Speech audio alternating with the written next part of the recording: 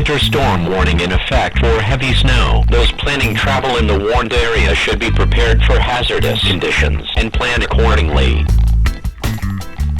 I'd like to show you guys how to build an emergency shelter. And the emergency shelter, the name might be a little bit misleading. It could also be that you just want to go on a fairly technical ski tour overnight where the conditions are super mild and you just don't want to carry a tent and you want to bring absolute minimal amounts of gear.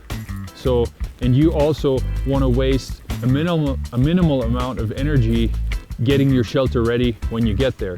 But the original design of this emergency shelter was that you have truly an emergency and you need to get out of the elements and out of the wind and out of cold temperatures right now. So here's how it goes. We're gonna lay out a very narrow trough that is roughly maybe 6 feet by 2.5 feet. And we're gonna dig that out about 4 feet deep. And then if you were to look at it in a cross section, once we're down in there, we're gonna bulb it out. So that's step one. So it's important that the top of your shelter doesn't become too wide, maybe only about like shoulder width.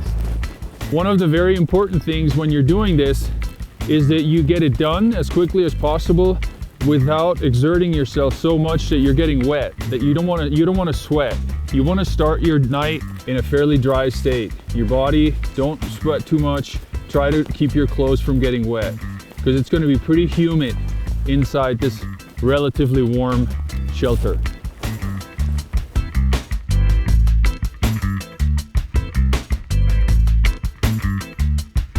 Like I said, I want to like keep my outer layers dry. So now I'm gonna like get a little further down in there and I'm probably gonna be on my knees and start hollowing out the volume in there without touching the sort of narrow crest of the top.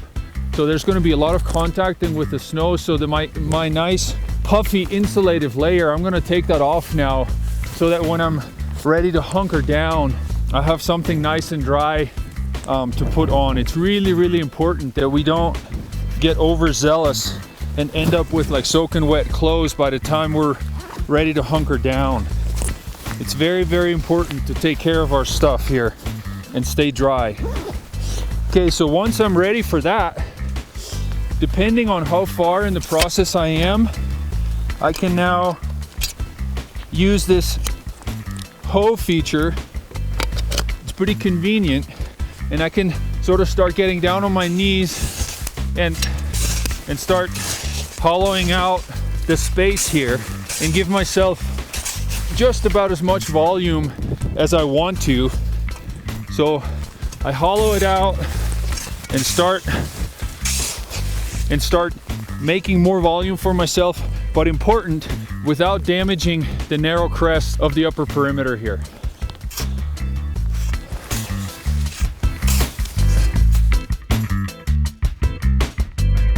As you can see, with very little effort, we have now sort of achieved the initial stages of sort of like this pear shape, where we have like the top that is fairly narrow and it comes out and then bulbs out.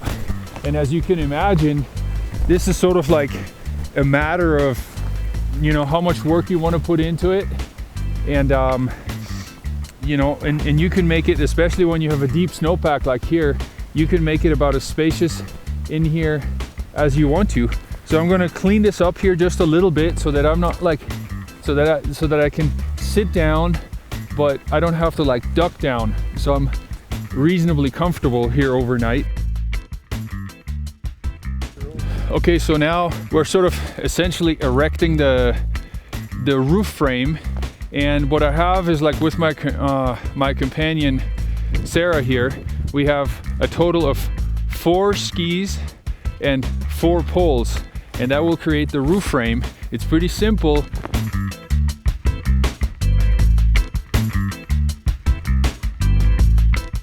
Kind of nice to have these extendable poles. You can sort of make the whole thing as wide as you want to.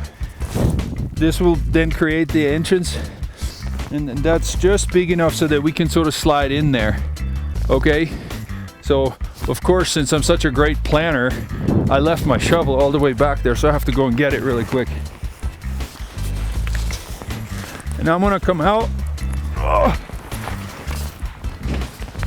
And we're gonna start covering up the roof structure.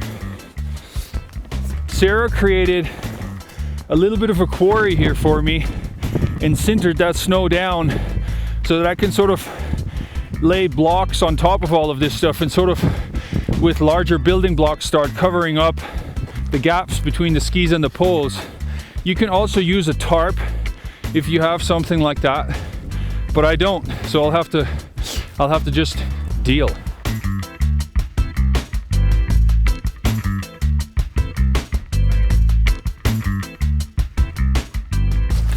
All right, so here we are. This took roughly a half an hour, and I can feel absolutely no wind, and very quickly the temperature in here will start approaching roughly 0 degrees Celsius. That's about as warm as we want it, actually, so that we don't have meltage and drippage in here. And right now the idea is that I can hunker down and maybe sit on top of my backpack or sit on top of something, and I can have a little bit of head clearance. And then of course after that, we can make it as comfortable and as spacious as we want to. And so once we start like working inside the shelter, and we don't have a lot of room to swing a shovel around anymore, then all of a sudden this hoe feature of this shovel comes in extremely handy, because now, you know, we maybe started out just for 2 or a shelter for 1, but I mean it's sort of we can hollow this out on the side quite a bit. The only thing we have to pay attention to here is if we afterwards go outside, that we don't, and we have hollowed it out like a meter in either direction, that we don't all of a sudden start punching through. You know, we have like 2 backpacks that we work with, and what's very important is that we don't have any spindrift inside, but on the other hand, we also want to make sure that there's a little bit of ventilation. So we want to create a good lid with our backpack, but make sure that there's a little bit of breathing room inside. Okay, so here I am in my shelter, and most likely what I'm gonna do is I'm gonna cut out a few blocks and put that behind here, and then just have the backpack sitting there like that, and we're set to go.